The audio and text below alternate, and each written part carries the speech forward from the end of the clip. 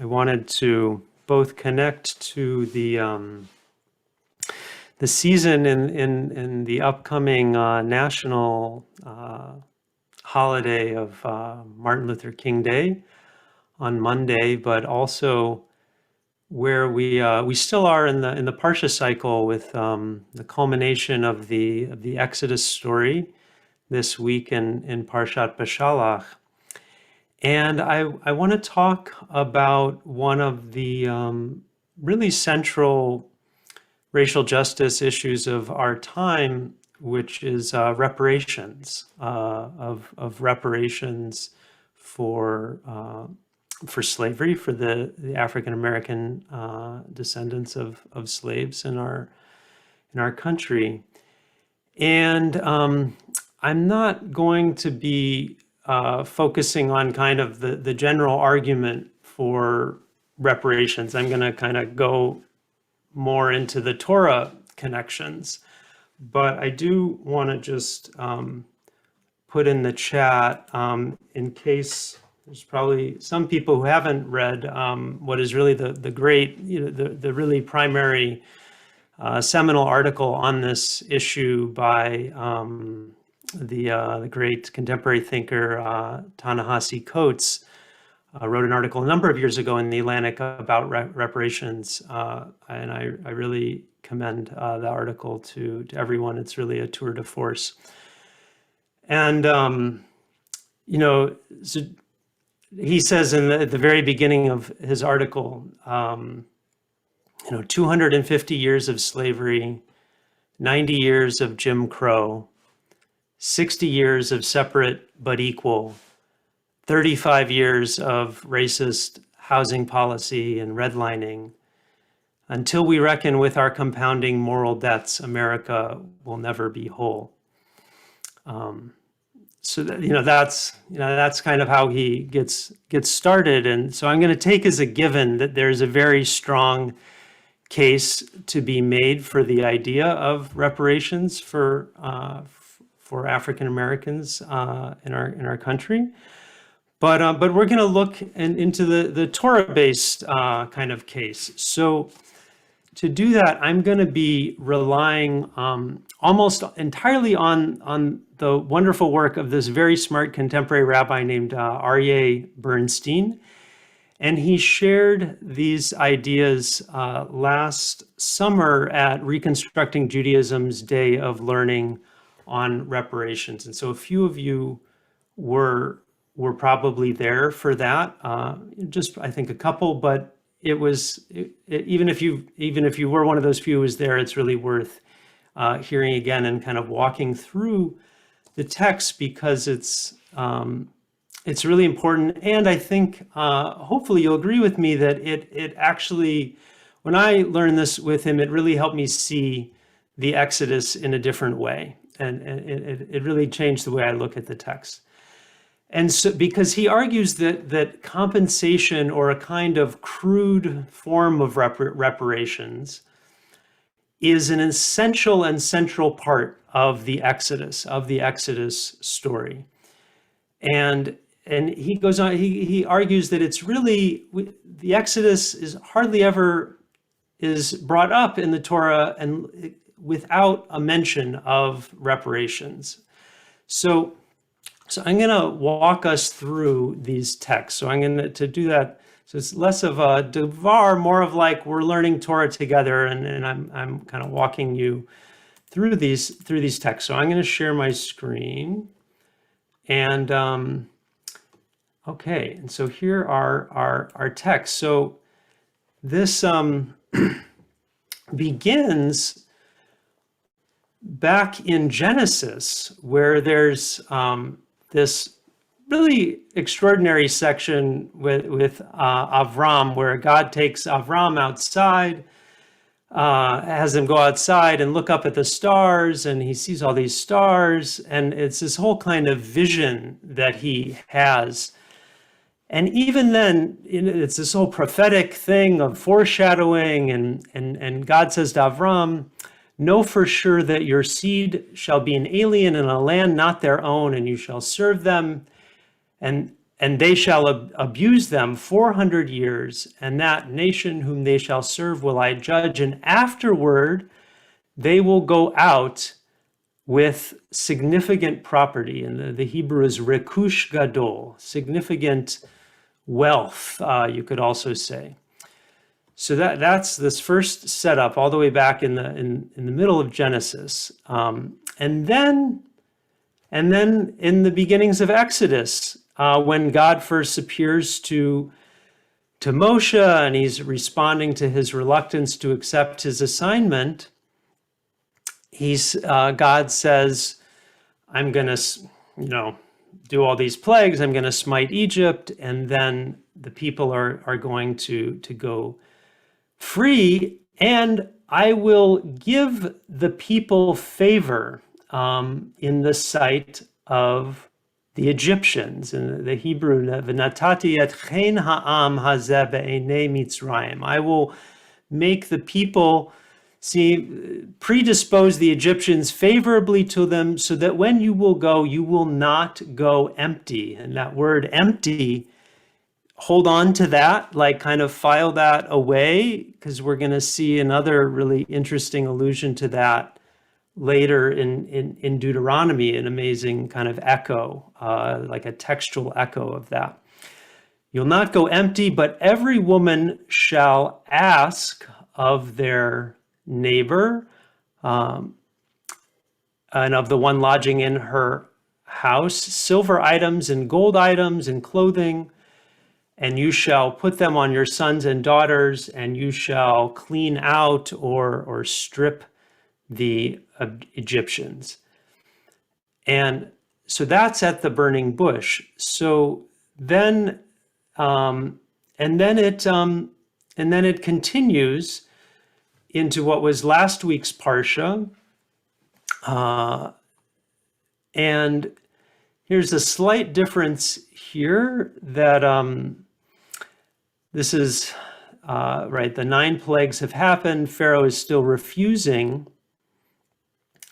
God says there's going to be one more plague that I'm going to bring upon Pharaoh, and when he sends you out, he's going to really expel you and send you out.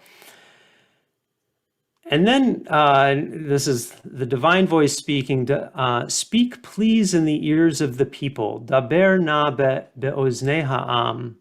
And the same words of ask each man it's each man of their neighbor as well, each woman, silver items and gold items. So this word, asking, right? Like, what kind of asking is this? It's like when I, text my neighbor to ask for like a few cloves of garlic or an onion or something.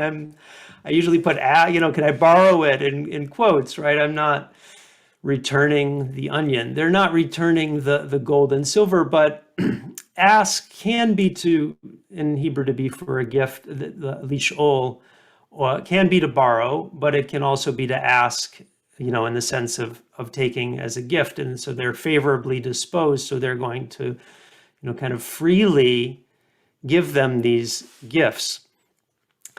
And so this section in particular that where it says speak please in the ears of the people, this addition of this word for please, in Hebrew it's na, daber na be'oznei ha'am. It's sort of a particularly polite kind of speaking that God is doing towards Moshe.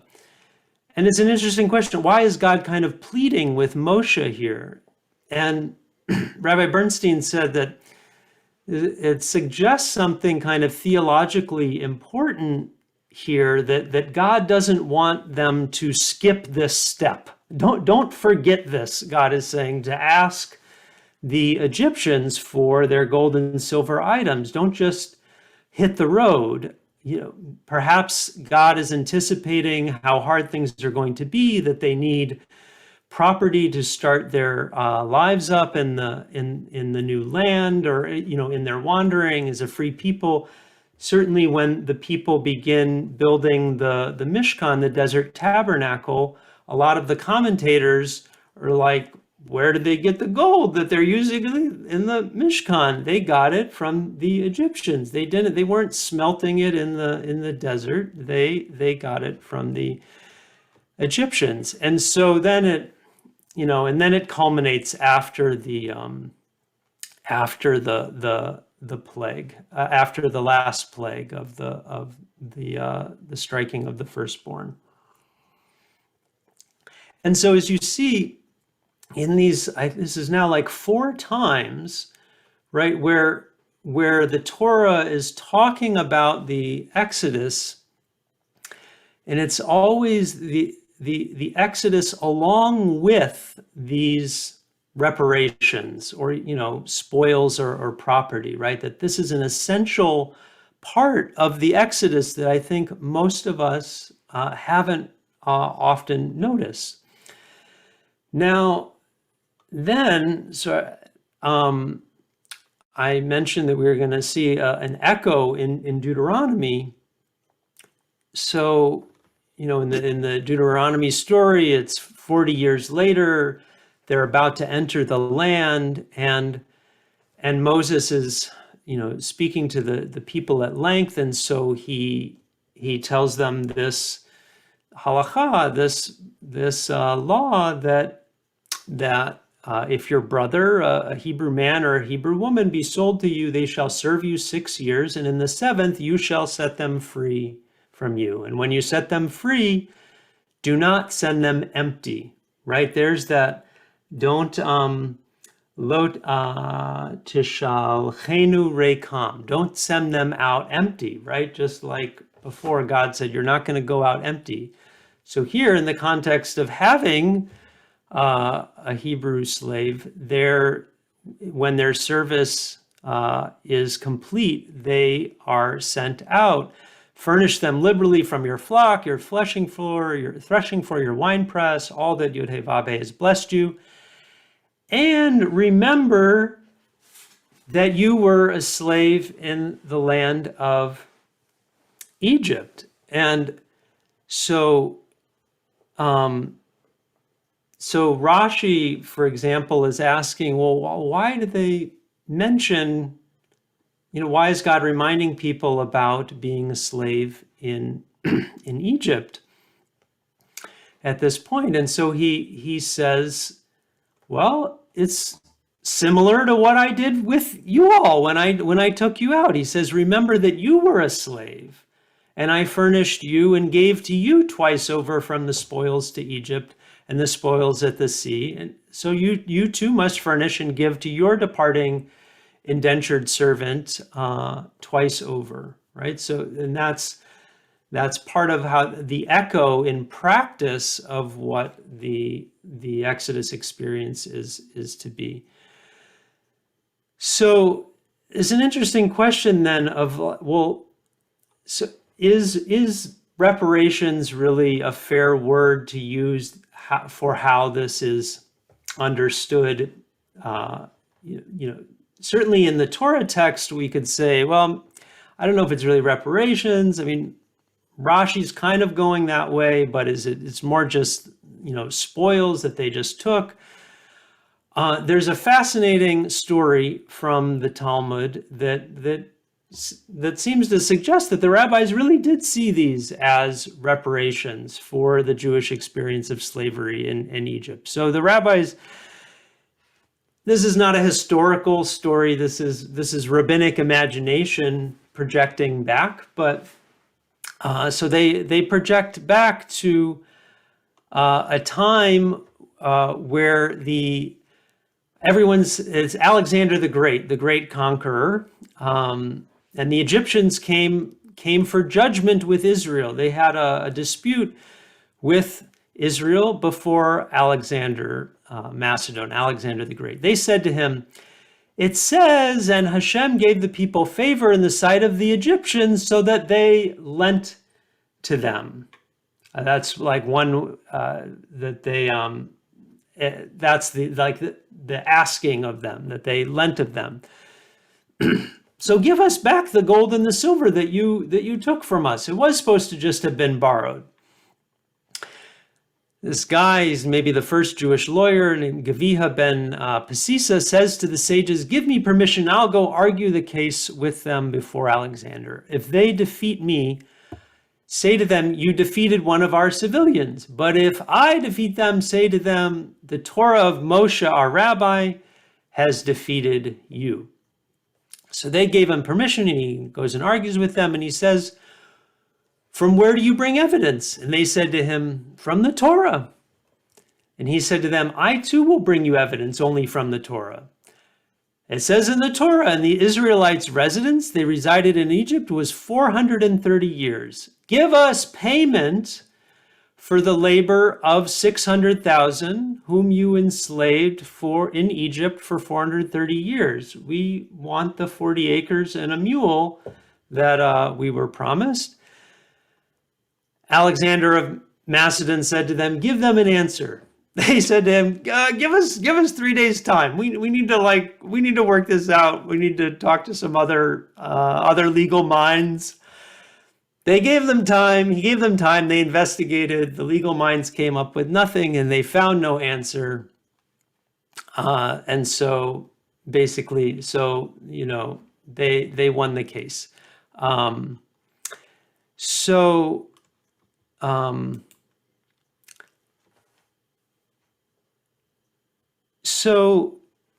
there's a lot. So I know, we're running through these, quickly, and it'd be great if we were, all just sitting around, getting, with the text in front of us and getting to really look at them. But one other place that this comes up is Dayenu, right? When we sing Dayenu, and in part of the traditional language of Dayenu, if God had not given us the spoils of the reparations from Egypt, it would have been enough. And a lot of liberal Haggadot kind of cut that line out because I don't, whether it was issues with Jews and money, or it just sort of seems mean. But if we're understanding that, no, this was this essential piece of justice that was really built in. It was part of, the divine design for the Exodus from the very, very beginning, was that there would be some kind of compensation to the people. So they would be given some kind of start when they finally left, when they went out for the Exodus. So I think we're a lot of people, but I think I'm curious to ask the question and maybe just hear from a few people. Obviously, any kind of responses that you have to this reading, either critiques or if it opens things up in a new way, or what does it mean to you, or what could it mean to you that our core mythic story seems to have this grounding in reparations? What does that mean then? So maybe, let's see, I can't see all of the pages, but you can just kind of unmute if you want to weigh in, and we'll see you.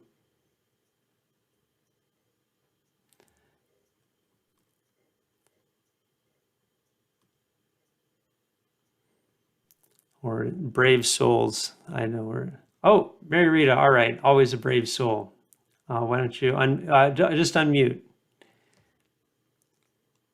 To put the video back on. So this was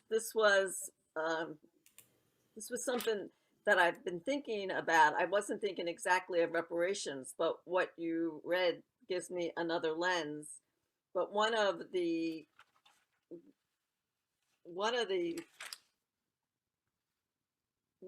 footnotes in the commentary that I was reading also pointed out that these reparations are necessary in order to to take away any bitterness that the people would have had for those 430 years.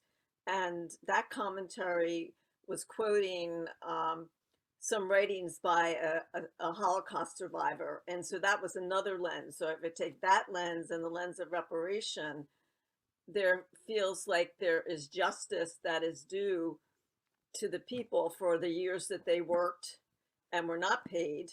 And so some of the reparations for for the times that they were slaves. But and if that could happen, could there be then a balance that it would take maybe some of what would be the hurt and the bitterness that they could carry in their hearts if that had not been done? I don't know, that's just something I've been kind of journaling about and thinking about. Yeah, that's great. Just in terms of the, the effect of that kind of compensation, that it could potentially remove some of the bitterness and resentment.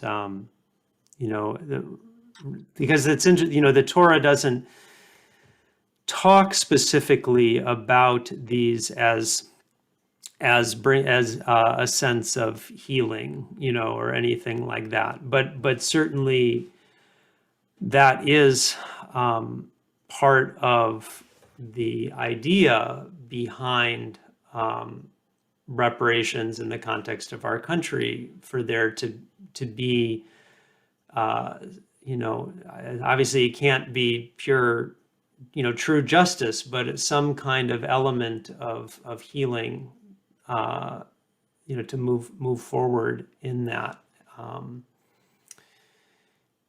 Any other comments? Rabbi Josh, Yeah. I'll give the counter a little bit. I'm really troubled by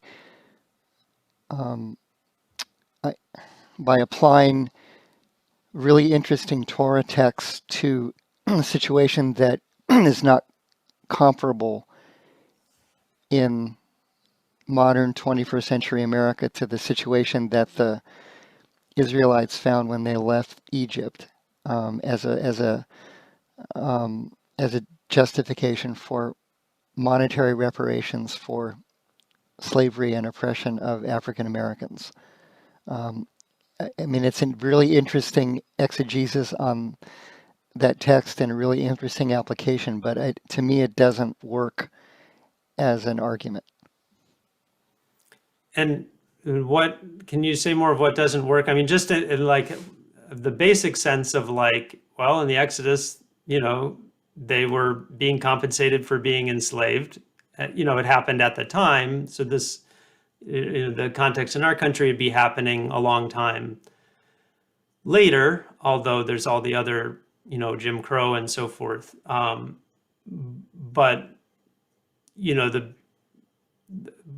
what about that level of just, the basic sense of, you were enslaved, so here's some kind of compensation, whether Sure. it's timely or not is, is to give the 30-second version, because I don't want to, I Sure. don't think we should Yeah, be we getting can- into a long discussion about it.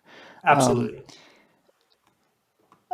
We're not talking about either Holocaust survivors or people who were quote who were directly enslaved, although we are talking about people who have been oppressed in various ways other than slavery. But once you start down that slope of compensating monetarily people who've been oppressed, there are a lot of people in this country that you could also make an argument that reparations are a valid way of compensating for oppression.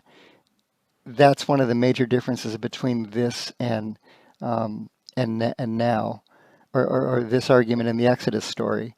And the other argument is it does say in the Torah text, and the Israelites stripped the Egyptians. So,